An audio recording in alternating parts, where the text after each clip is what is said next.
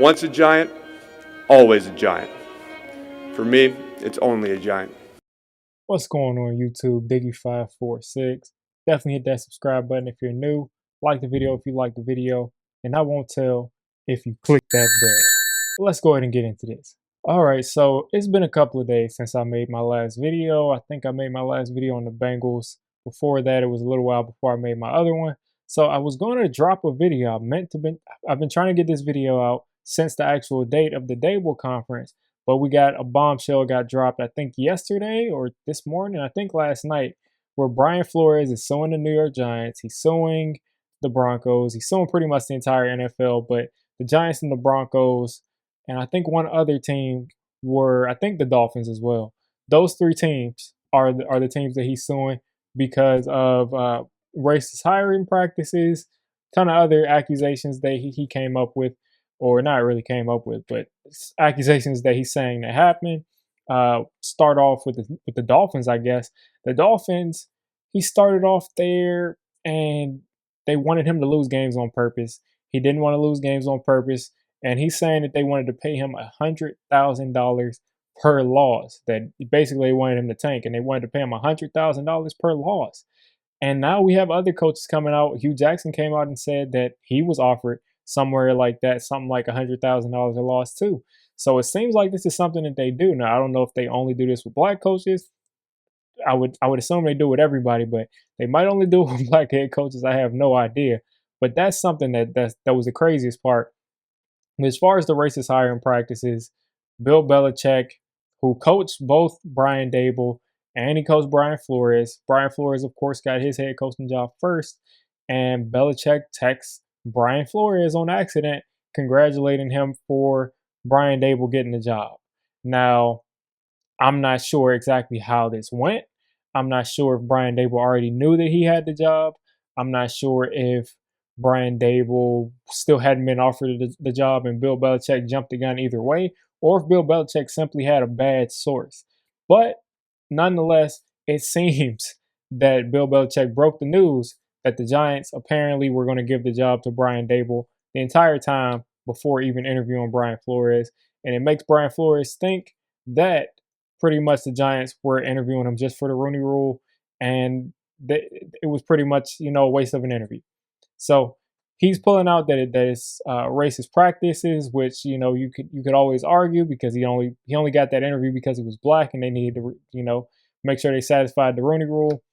A lot of things could have happened, but one thing I'll say is in this particular situation, I don't think that the Giants were the reason they didn't hire him was because they were racist. I think the Giants just didn't hire him because of the nepotism. When you look at Joe Schoen,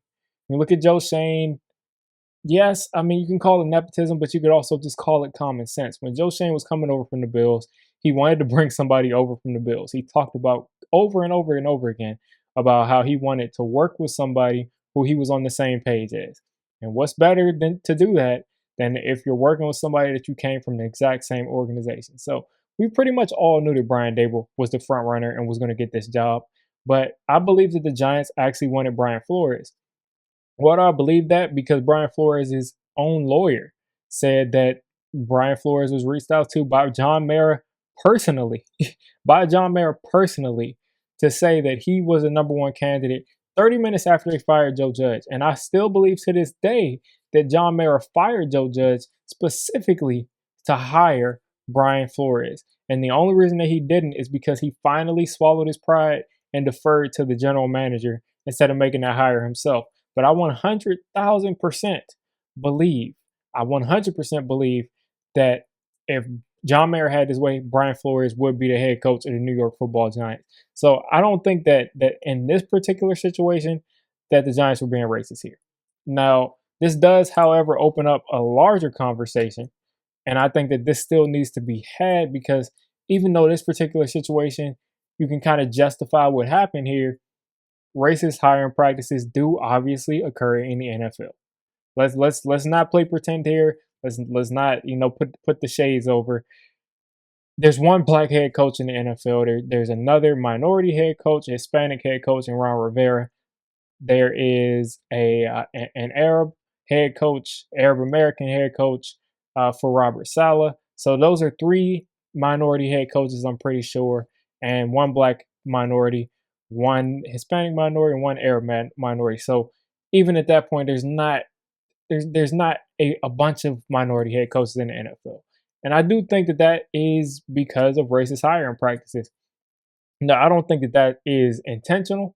I think it's just something that is sort of biased. People want to hire people that look like them. People want to hire people that they can believe in, and you're going to believe in people who look like you.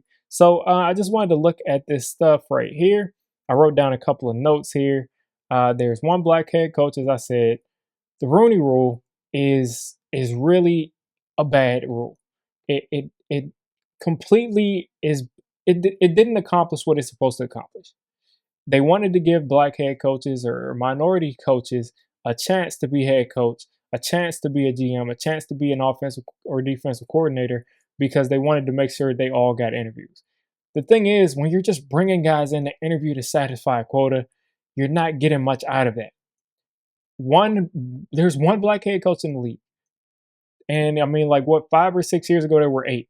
So the Rooney Rule obviously isn't getting the job done. What we need to look at is why black head coaches are given shorter times. Usually, that is a fact in the league. We need to look at a lot of different things like that, but not the Rooney Rule. The Rooney Rule is only giving guys interviews, and after that interview, they just send them away. You already, in this situation, the Giants already knew that they wanted Brian Dable here. They already knew that. So why would they go out and interview a bunch of other people? Because they had to satisfy the Rooney Rule, because they wanted to do their due diligence. But for the most part, they knew that they were getting Brian Dable. So that rule needs to be completely revamped. I don't know.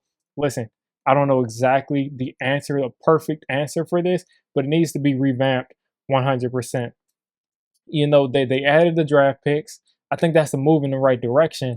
But just saying that teams have to, interview a certain amount of minority head coaches is really, you can't really. I mean, it's not helpful to me. It's not helpful because we interviewed the Bengals defensive coordinator. Everybody knew that he was not going to get this job. Why did we interview him? Probably to satisfy the Rooney Rule, because I'm pretty sure this year you had to do 3 in-person interviews with minorities. I'm pretty sure. So you look at Flores, you look at Frazier, you look at Anaromo. All 3 of those guys got interviews. I don't think that I think Frazier might have had an outside shot, but he was a long shot. And I think that the defensive coordinator for the Bengals was a huge long shot. He had no shot at getting this job. And I think that the only reason he's getting interviews at this point in his career, not that his defense is horrible, but he's just not at that step yet to become a head coach. So obviously that rule needs to be incredibly revamped. Something else, I just think they need to bring in outside help. Now, I happen to personally work in an industry that addresses issues, addresses organizational issues, and I think that they need to bring in an organization like that, an organization that can look at the NFL as a structure, look at their hiring practices, find out what gaps there are in their hiring processes, and why they continue to not have a diverse league, even though their players are 70% African American. Their players are 70% black, but they have 1 black head coach. That makes no sense to me. So all of these things need to be looked at and revamped. And hopefully this ends up being something that Brian Flores does, to where he's probably going to get blackballed. He probably will never, ever get another job in the NFL as far as being a head coach. Probably will have to go back to being a defensive coordinator.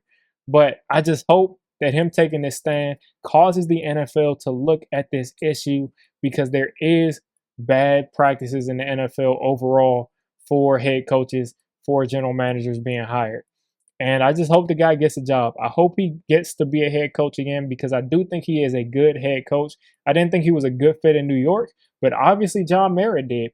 I didn't think he was the best fit here. I thought we needed an offensive coach, but I hope the guy gets another shot at being a head coach, because I think he can be a really good head coach in this league. And I think he already was showing that in Miami. I mean, you look at what happened with the Dolphins. I'm pretty sure those people put out fake news on him. I'm pretty sure that all of those reports that we saw about Brian Flores came directly from the Dolphins organization, came to completely sabotage the man. to completely sabotage the man and basically kick him on the way out because he didn't want to lose games on purpose and they don't have the draft pick that they want. They wanted to sabotage the rest of his career because he didn't want to go forward with Tua. They wanted to sabotage him. And now we look at people, you see people on Twitter, you see people on every social media platform attacking Brian Flores' his character, saying that he's crying wolf, saying that, people are just claiming racism because they didn't get the job. Maybe he's claiming racism because he's in a situation where there's only one other black head coach and he feels like he was the front runner for the job because the owner told him and he didn't get the job, and he's told days before that he's not even being considered. So we have to consider a lot of people's perspective. We have to consider that people are human beings here. And that's all I have to say about the situation. I'm going to drop a new video specifically on Brian Dable and his plan and just all football soon. But I just couldn't make a video today without commenting on it because I've seen everybody else has been dropping content on it. So you guys have a great rest of your day. And I hope that the NFL can get this situation fixed as far as the gap, as far as the coaches in the NFL. And I hope that, again, that Brian Flores can get another job as a coach in the NFL. If you made it this deep into the video, come on, just hit the subscribe button. I make Giants content primarily, draft content secondarily, and during the season, I'm going to be doing a lot of reacting to pretty much most of the NFL games and everything NFL. So if you made it this deep, go ahead and join the D6 squad.